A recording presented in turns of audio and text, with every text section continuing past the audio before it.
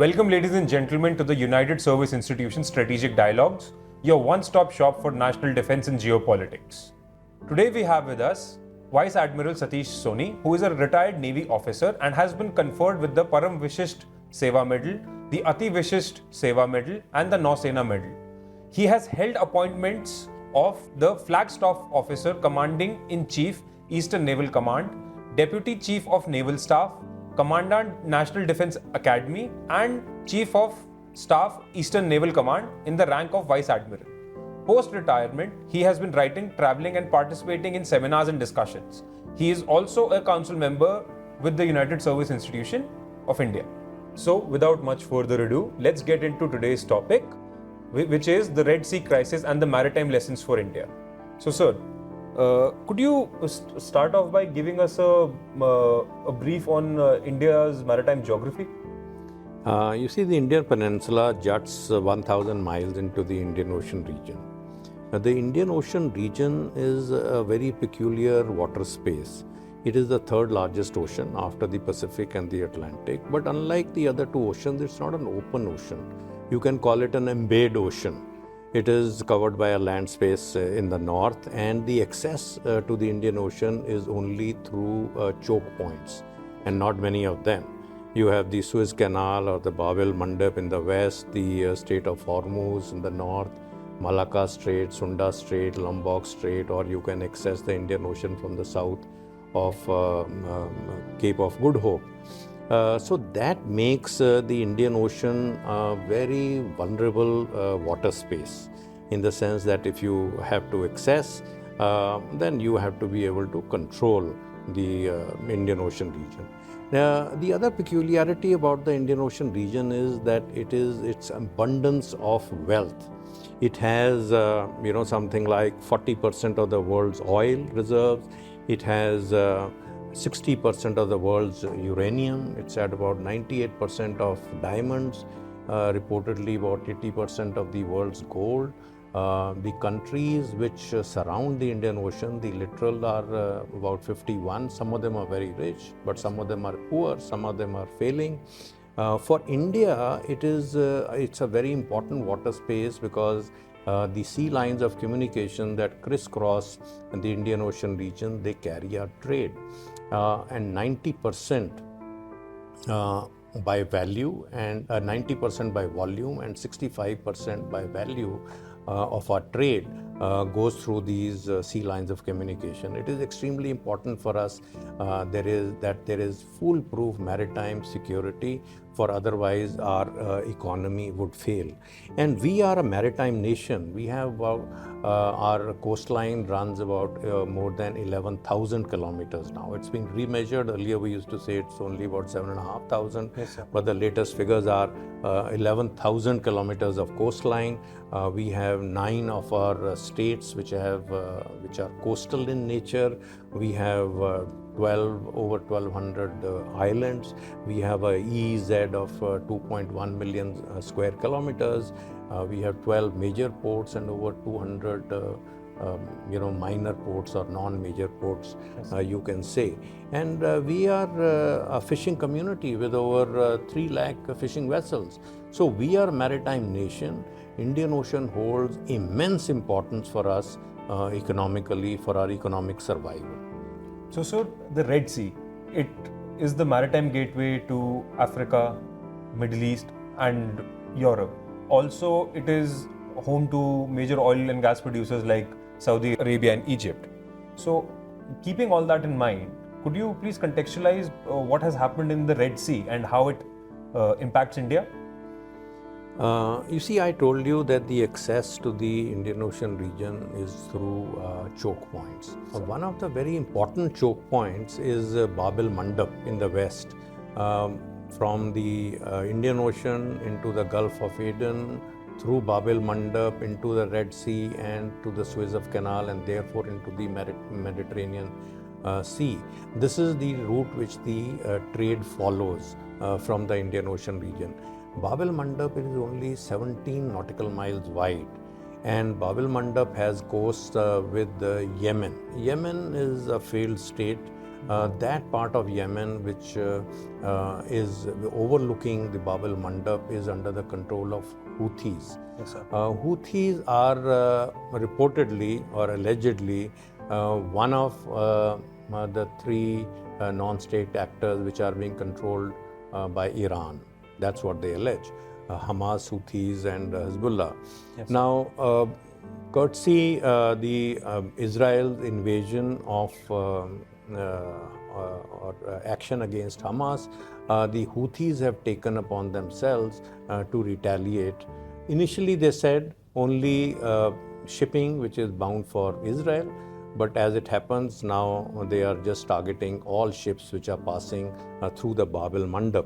It started on the 19th of November 23 when they first seized MV merchant vessel Galaxy Leader, and they seized it with a helicopter landing, their commandos taking over the ship, and they advertised it. And thereafter, there have been about 107 attacks so far. Initially, it was ships which had some Israeli connection, but now it is just disruption of aid. Yes, sir. Or trade ships, attacking all ships. So it was sometime, I think there was a ship called True Confidence, which was attacked by the Houthis, where 3 merchantmen got killed. And after that, the trade through the Red Sea has reduced considerably, and ships are having to take the longer route via the Cape of Good Hope to enter the Indian Ocean region, which translates into essentially 14 days of extra passage. It translates into more money. It translates into increased insurance rates. Insurance rates have gone up by a huge margin. The container freightage has gone up, has nearly doubled. And it is a threat to world shipping, 12 to 15% of which passes through the Red Sea. And 30% of Indian goods and 20% of our exports actually flow through the Bab-el-Mandeb. So there lies the importance for us. The weapons which the Houthis carry, they go up to 650 kilometers to even 2,000 kilometers. And even the ships which round the Cape of Good Hope and enter ports on the African coast like Djibouti, etc., they are under threat by the Houthis. So the Western countries, the Western navies got together and they have responded by an operation called Operation Prosperity, wherein ships from many of their countries are in the Red Sea to protect the shipping or give the confidence for the shipping to go through the Red Sea. And over 30 of these warships have come under attack from the Houthis.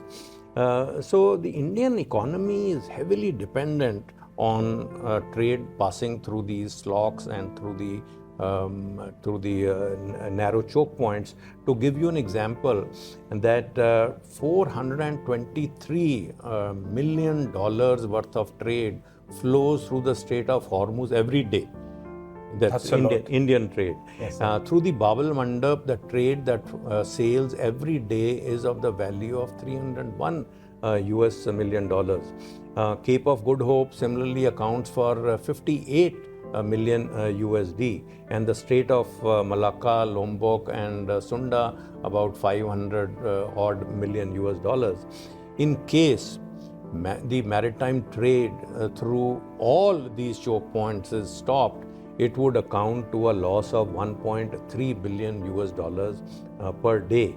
So it is estimated that Indian exports will reduce by 30 billion US dollars because of a trade which is going through the Red Sea to Africa and to Europe. So that is the importance of Red Sea, and that is the kind of disruption which the Houthis have managed to cause. And in addition, during this, related or not, there has been an outbreak of piracy of the Somali coast. Piracy, as you would recall, had increased during the years 2008 to 2012, but had subsequently died down. But suddenly we see that there are these piracy has resurfaced, obviously related to the happenings in Israel, etc. Yes. So you've spoken about the strategic importance of the Red Sea, and then you also spoke about the effect of the situation in the Red Sea on India. So, sir, could you enlighten us as to how the Indian Navy is trying to combat this new development? You see, the Indian Navy works 24/7, 365 days a year to provide maritime security to our shipping, not only to our shipping, but to shipping of our maritime neighbors, or to all the ships that are transiting the sea lines of communication. This we are able to do primarily because of a concept that we have evolved, is mission deployments. That means you always have a ship in a particular area which is available, and the mission of this ship could change. It could be human assistance, disaster relief, it could mean interdiction, it could mean anti-piracy, depending on how the situation evolves.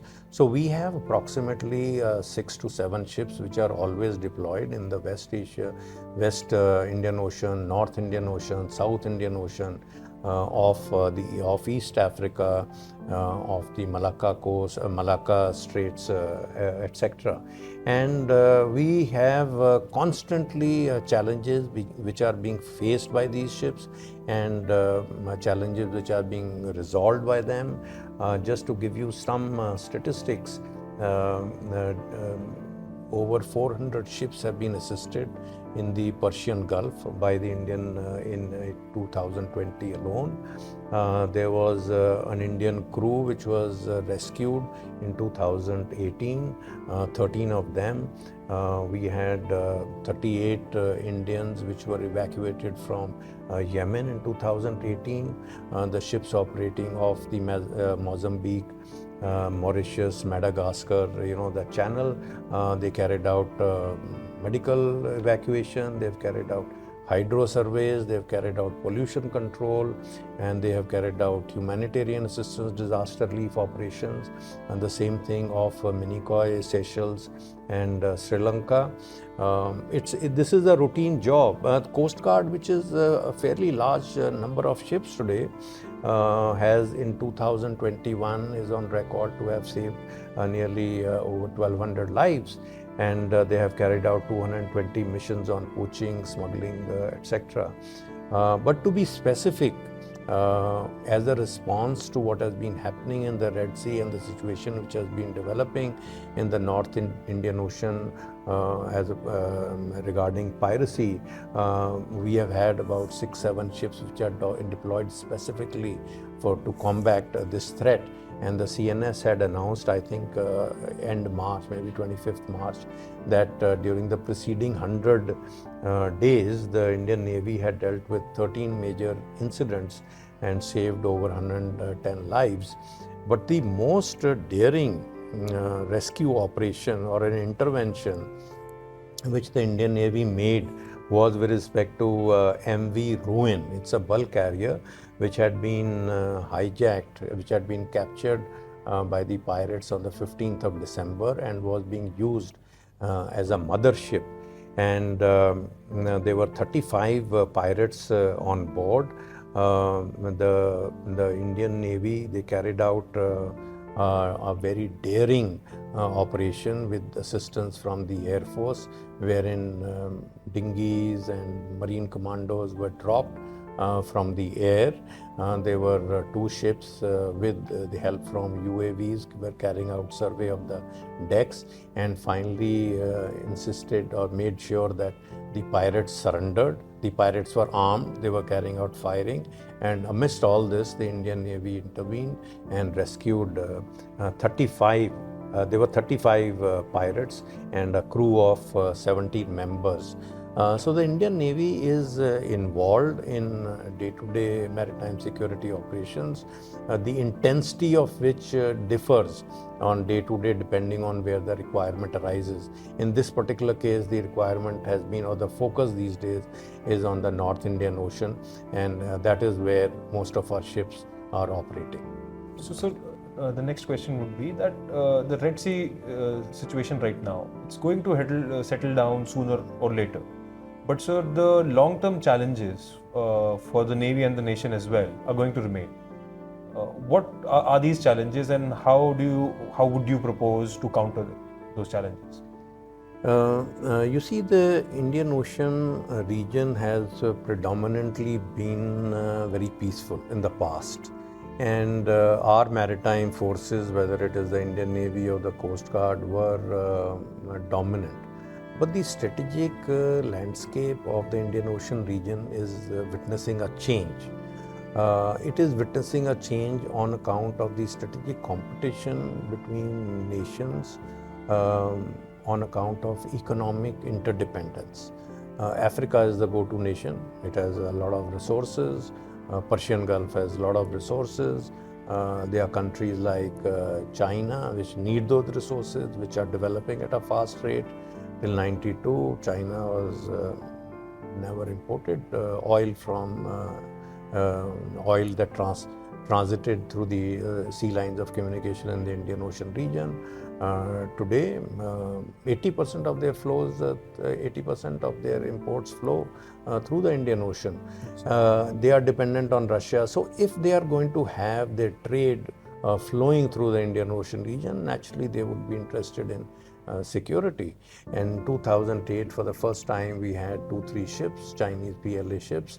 They came here ostensibly for anti-piracy operations, and they stayed on for 3 months. They sailed back, and they were replaced by another flotilla, and then a stronger flotilla, and then submarines, and then followed intelligence ships and survey ships, ships that stayed for a long time in the Indian Ocean and then went to the Mediterranean Sea, went around the Cape of Good Hope, to visiting African ports, went around the world.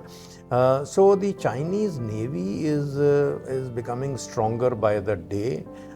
They are building ships at a rate which no other country is doing. And in fact, no other country has done in the recent past. And they have interests now in the Indian Ocean region. Pakistan is their ally. Pakistan is also building a strong navy now, courtesy the Chinese. They have got new ships on order. They've got new submarines on order. Both these are our adversaries. We cannot rule out collusion between the two in the long term, and that is where our biggest traditional threat lies. That is a collusion between these two, and China has now got presence in Djibouti as a military base. They are seeking a base in Gwadar, and they have interests in many ports, infrastructure interests in many ports, especially Hambantota, which is very close to India, and in Sri Lanka, so similarly in Myanmar, east coast of Africa, Bangladesh, they have investments there, and therefore they say flag follows trade. So therefore, where the trade is, you will find the warships will also be there. In addition to these traditional threats, we have an increase in non-traditional threats: human trafficking, drug trafficking, effects of climate change, humanitarian assistance, disaster relief. All these are extremely important to smaller countries. The smaller countries don't bother as much about the simmering competition between big powers, though that is also important for them. They don't want to be sucked into this competition. But for them, it is important that they harness the dividends of which are on offer from the blue economy, from the sea. They wanted to fish. They don't want their waters poached. They want to use that surveillance, etc. Now, these two areas are where the Indian Navy and our maritime agencies have to focus on. These are, I would say, the threats that we must address. Sir, one thing that comes to mind is that, especially in terms of the Indian Ocean region, that China's string of pearls has a lot of presence in the Indian Ocean region. So, sir, how does that impact India going forward? Well, you see, string of pearls is essentially means a number of bases. Yes, sir. So you have Djibouti in Africa, you have Gwadar in Pakistan, you have Hambantota in Sri Lanka, you have Chakfu in Myanmar, and you have developing ports in the East African region. All these are bases or places where their warships can be refueled, their systems can be tuned, their systems can be repaired, and as we already see, though Hambantota is supposedly not supposed to host warships, but they have their Sinopec tankers, and the tankers come out and they fuel the warships which are there in the Indian Ocean and they go back. So the threat is already there in the sense that these places and bases are already helping the Chinese Navy increase their presence in the Indian Ocean and therefore be a threat to us. Right. So, you had mentioned drug trafficking as a non-traditional threat. So, sir, how does the Golden Crescent and the Golden Triangle factor into the IOR? Well, I really wouldn't know very much about drug trafficking, where it operates from, but I certainly know that the seas are used for these. You find in the ships which are operating in the Gulf, they have frequently encountered dhows which are carrying drugs. The route which they carry, I really won't know. I think they're all routes. You find these ships which have been captured off our west coast also. So, drugs essentially coming from, I suppose, Afghanistan and finding their way into the European countries, into Africa. There are various ways of getting these drugs off to their consumers, and but the drug trafficking is on, and you find every second day there is a big haul of cocaine which is caught by the ships. Understood, sir. So, sir, you've already mentioned quite a lot of challenges from the maritime borders. What must the government, the Navy, and the tri-services at large must do at the policy level to ensure that these problems do not become the problems of today, don't become problems of tomorrow? You see, the Indian Ocean region is a very vast maritime space. And no one country can ensure maritime security. So we have to develop maritime partnerships with like-minded countries, with our maritime neighbors, with even extra-regional powers which have got good maritime capabilities and who are willing to help. But I would say that for India, the challenge lies in developing an organic response. You see, the Indian Ocean region somehow had never got countries with maritime prowess. Now we have. India, for one, is already a country which has got substantial naval capabilities. So if you want to avoid extra-regional powers, interfering in the maritime security of the region and influencing small neighbors who don't have the capability to look after their EEZs and look after sustainable development of their blue economies, etc.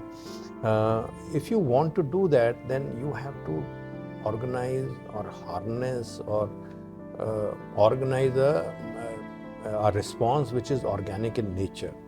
And that, I think, would be the first endeavor that we must have. The second issue is that we have to have a coordinated national response to the waters around us. We have various maritime agencies. Indian Navy is just one of them. There's Coast Guard, there are fisheries, there are customs, there are port authorities. There are so many agencies which are involved in maritime issues.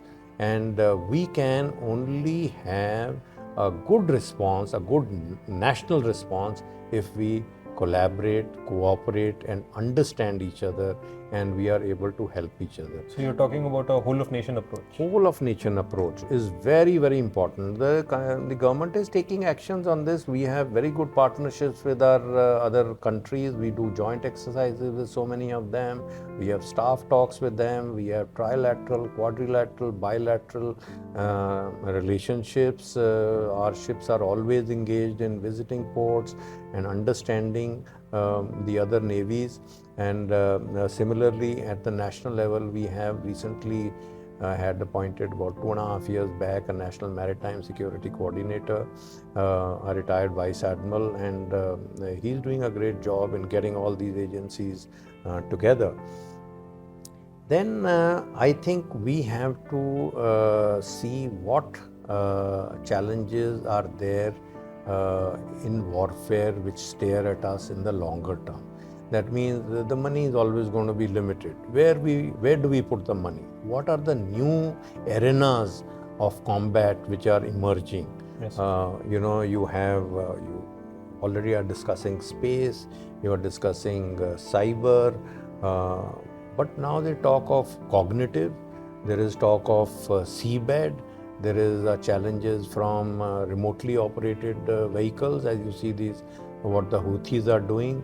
So we have to identify which are the other domains of warfare which are emerging in addition to the existing ones, and where we must put our money. There are certain other things which have come to light, courtesy the war in Black Sea between Ukraine and Russia, and recently in the Red Sea, that we have to have a cost-effective response to these low-cost threats like drones. Now in Red Sea you hear of a drone which is costing just a few $100 or $1,000 is being engaged by a missile which costs $1 million. Yes, sir. So we've got to develop air defense systems which are cost effective. We've got to develop anti-drone measures which don't cost as much. So there are these finer points, which we have to study, and I'm sure that the navies are studying. But as of now, I think one aspect that we must be prepared for is an escalation.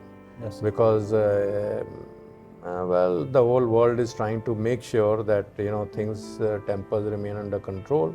But we had the war from Israel coming to the Red Sea, and then coming out to the Gulf of Aden, and now into the Indian Ocean region.